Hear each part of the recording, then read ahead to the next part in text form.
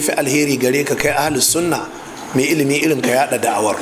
Inna Allah ashtara min almu'minina anfusahum wa amwalahum bi anna lahumul janna.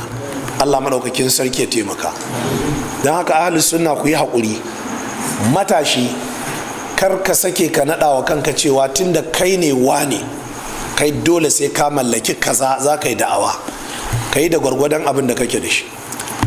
Ku tuna shekarun da muke wa'azi da da'awa a masallacin gidan Alhaji Lawal direba. Daga nan muka kafa makarantar nan. Masallacin sahu biyu ne. Duka masallacin mutum 8 ne ke shiga. Dogo iri na ko sai dai ya salla a waje. Saboda gajarta dan in ya shiga zai daga masallacin sama. Saboda kakanninmu da suka gina masallacin dukkan su gajeru ne. To me kake tunani? Na rantse da Allah anan muka fara wannan da'awar, anan muka fara.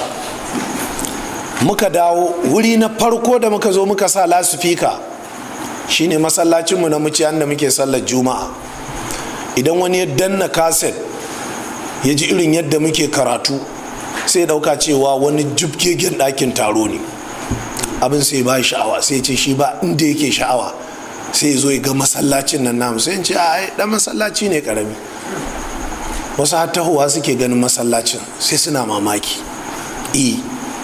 Ma'ana kankantan masallaci da kankantan makaranta ba shine kaskancin da'awa ba. Girman masallaci da girman makaranta ba shine gaskiya da ingancin da'awa ba. Don haka ku yi haƙuri.